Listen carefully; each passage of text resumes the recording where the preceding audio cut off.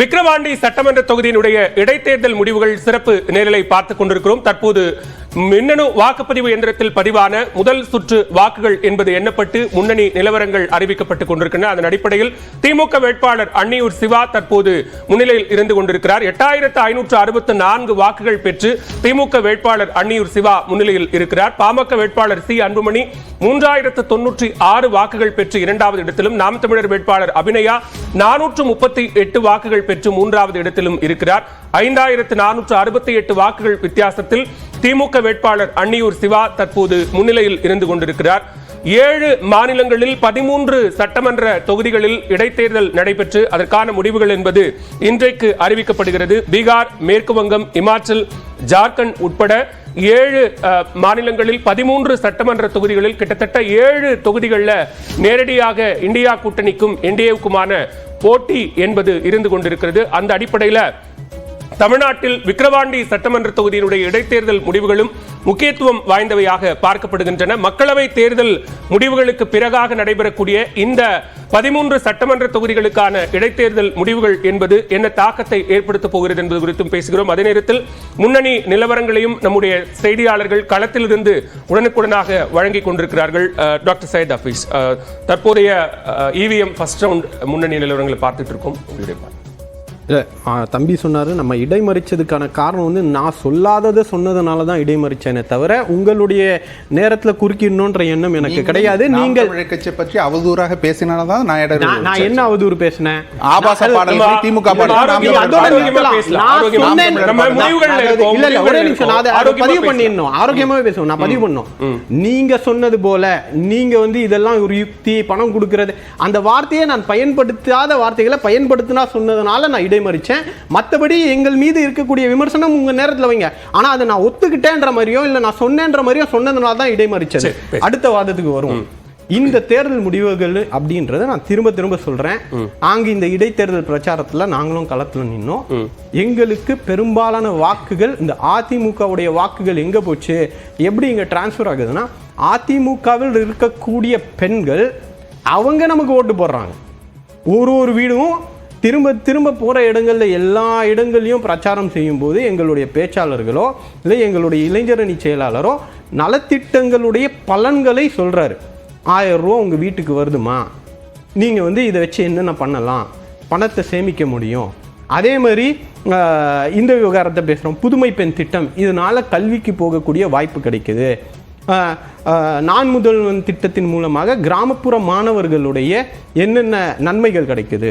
அடுத்த முக்கியமான விஷயம் அப்படின்னு நாங்கள் பார்த்தீங்கன்னா, சாலைகள் அந்த தொகுதிகளில் எப்படி இருக்குது, இன்னைக்கு ஊராட்சி வரையும் வளர்ச்சியை கொண்டு போய் சேர்த்திருப்பது அங்கே இருக்கக்கூடிய சாலைகளை பார்த்தாலே தெரியும். அப்போ இது எல்லாம் மக்களுக்கு புதுசாக இருக்கு. குழியும் பள்ளமுமாக இருக்கக்கூடிய சாலைகள் இன்னைக்கு நல்ல ஒரு ஸ்மூத்தான சாலைகளாக ஊராட்சி சாலைகளை கட்டமைப்பு திட்டங்கள், செய்யப்பட்ட சாதனைகள், கொடுக்கப்பட்டிருக்கக்கூடிய ஊராட்சிக்கு ஃபண்ட்ஸ் எவ்வளோன்ற வரையும் மக்கள் கிட்ட எடுத்து சொல்ல கேள்விதான். கட்டமைப்பு திட்டங்கள் இந்த 3 ஆண்டுகளில் நிறைவேற்றப்பட்ட விஷயங்களை சாதனைகளாக முன்னிறுத்தி பரப்புரை மேற்கொள்வது என்பது ஒரு டேர்ம். அதே மாதிரி இந்த பக்கம் அதிமுகவினுடைய வாக்குகளை பாமகவும் கோருகிறது, கோரிக்கையாக முன்வைக்கிறது. நாம் தமிழர் கட்சியும் கோரிக்கையாக முன்வைக்கிறது. ஆனா அதிமுக வாக்குகளும் திமுகவுக்கு தான் வரும் அப்படிங்கிற நம்பிக்கையை களத்தில் பணியாற்றிய மூத்த அமைச்சர்கள், பொன்முடி, ஏவாவேலு போன்ற அமைச்சர்கள் சொல்றாங்க. அதிமுக வாக்குகள் திமுகவுக்கு வரும் அப்படிங்கிற ஒரு நம்பிக்கையை வெளிப்படுத்துறாங்க. அப்ப மறைமுகமா அதுவும் ஒரு கோரிக்கை தானே? இல்ல, அது கோரிக்கை கிடையாது. இப்போ தேர்தலில் வந்து 3 ஃபோர்ஸ் தான் நிக்குது. ஒன்னு திமுக, இன்னொன்னு அதிமுக, இன்னொன்னு பாமக. அதிமுக இல்ல, பாமக, இன்னொன்னு நாம் தமிழர் கட்சி.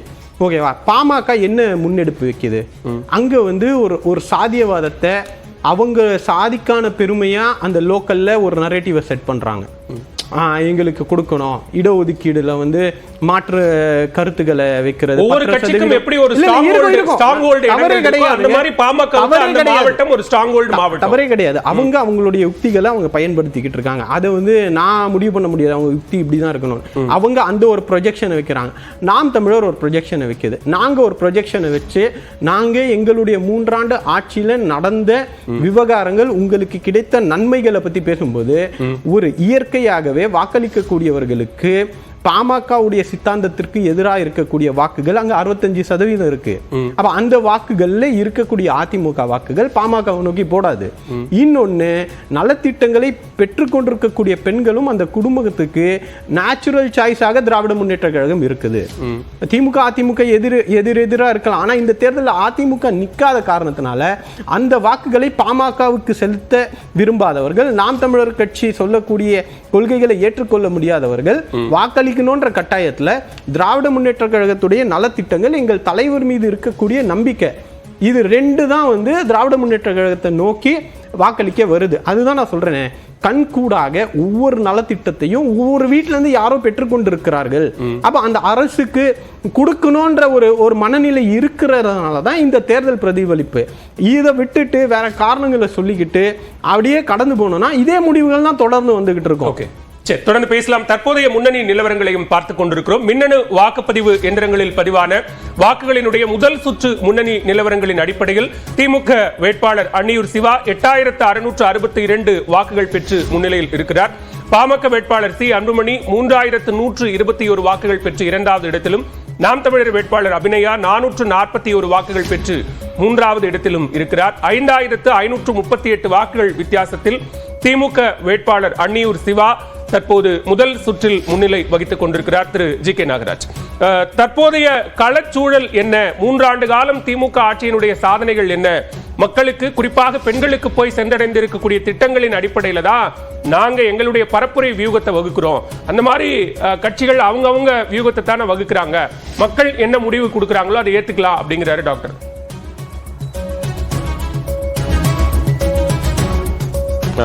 இல்ல, இன்னொரு விஷயம் சொல்றேன். தேர்தல் ஆணையம் குறித்து சொன்னாங்க. நான் குறிப்பிட்டு சொன்ன அந்த பணம் கொடுத்தவரை பிடித்து அதுக்கப்புறம் காவல்துறையில் ஒப்படைத்தோம். அவர் மீது வழக்கு பதிவு செய்யப்பட்டது. ஆனால் இன்று வரை நீதிமன்றத்தில் இருக்கிற சில சிக்கல்கள், குற்றவாளிக்கு கொடுக்கக்கூடிய சில அனுதாபங்கள், பல்வேறு வகைகள்ல அந்த குற்றச்சாட்டு நிரூபிக்கப்பட முடியாத காரணத்தால் இன்னைக்கு அந்த குற்றவாளி விடுபட்டு விட்டார். இதுதான் நம்முடைய நீதிமன்றத்தில் இன்னைக்கு இருக்கிற சூழ்நிலை, கலச்சூழ்நிலை இதுதான். அதனாலதான் அவங்க தைரியமா சொல்றாங்க, நீங்க போய் கம்ப்ளைண்ட் கொடுங்க.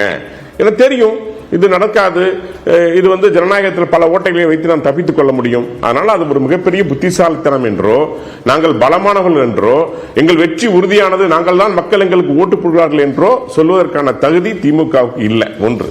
இரண்டாவது, அவங்க திரும்ப திரும்ப சொல்றாங்க 1000 ரூபாய். ஒரு பழமொழி உண்டு, ஒரு மீன் பிடித்து தருவதை விட மீன் பிடிக்க கற்றுக் கொடுப்பது என்பது எவ்வளவு முக்கியமானது. ஒருவனுக்கு நீங்க ஒரு டைம் மீன் பிடித்து கொடுத்தீங்கன்னா அது ஏறக்குறைய அவனுக்கு நீங்க அவனை ஒரு பலமற்றவனாக மாற்றுவதற்கு சமம். உங்களை எதிர்பார்த்து காத்திருப்பான். ஆனால் அவனை மீன் பிடிக்க கற்றுக் கொடுத்து விட்டால் அவன் உங்களை நம்பி இருக்க மாட்டான். அவன் இன்னும் பலருக்கு மீன் பிடிக்க கற்றுக் கொடுப்பான். தமிழ்நாடு அரசு என்ன செய்து தொடர்ந்து அந்த மக்களை, அதாவது அடுக்கப்பட்ட, ஒடுக்கப்பட்ட, பாதிக்கப்பட்ட, வறுமையில் இருக்கிற மக்களை தொடர்ச்சியாக அதையும் இதையும் இலவசங்களையும் கொடுத்து தங்களை சார்ந்தே வைத்திருக்கிறது. இப்ப நீங்க தேர்தல் போறத பாருங்க, ஏறக்குறைய ஈரோடு இடைத்தேர்தல் என்ன நடந்தோ அந்த ரிசல்ட் தான் வரப்போகுது. ஏறக்குறைய 1,20,000 ஓட்டுகளை எளிமையாக திமுக பெற்றுவிடும். ஒரு 60,000 ஓட்டுகளை பாமக பெறலாம். ஒரு 20,000 ஓட்டுகளை நாதக பெறலாம். இது என்னன்னா ஏறக்குறைய இந்த சிஸ்டம். ஆனா ஒன்று உறுதி, அந்த 60,000 ஓட்டுகள் பெறப்போகின்ற ஓட்டுகள் தன்மான ஓட்டுகள். நான் சொல்றேன், நீங்க திரும்ப திரும்ப சொன்னீங்க வாக்காளரை கொச்சப்படுத்துறீங்களான்னு கேட்டீங்க. கொச்சப்படுத்தல.